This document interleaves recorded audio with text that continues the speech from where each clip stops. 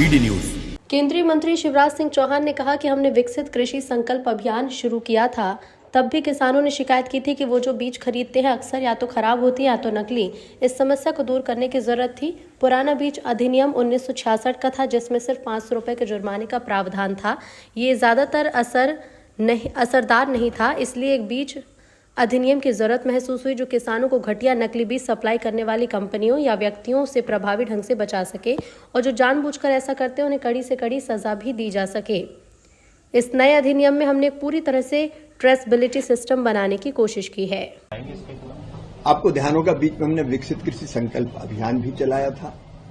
तब भी किसान की एक बड़ी शिकायत थी कि कई बार हम जो बीज खरीदते हैं वो या तो घटिया निकलता है या नकली निकलता है, दावे कुछ किए जाते हैं, निकल कुछ जाता है।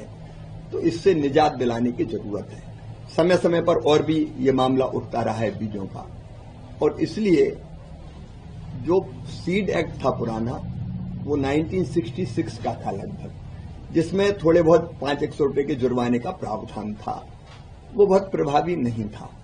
इसलिए आवश्यकता इस बात की महसूस की गई कि एक ऐसा सीड एक्ट जो प्रभावी रूप से अगर कोई घटिया या नकली बीज प्रदाय करता है, कोई कंपनी कोई और, तो उस बीज से हम बचा सकें किसानों को, और अगर कोई ऐसा करता है जानबूझ के तो उसको सख्त दंड की व्यवस्था की जा सके, ताकि घटिया बीज जो किसानों को बेच दिए जाते हैं वो बेचने वाले दंड के कारण भी और सिस्टम के कारण भी डरें। ऐसे प्रावधान इसमें किए गए ताकि हम किसानों के लिए अच्छे बीज सुनिश्चित कर सकें।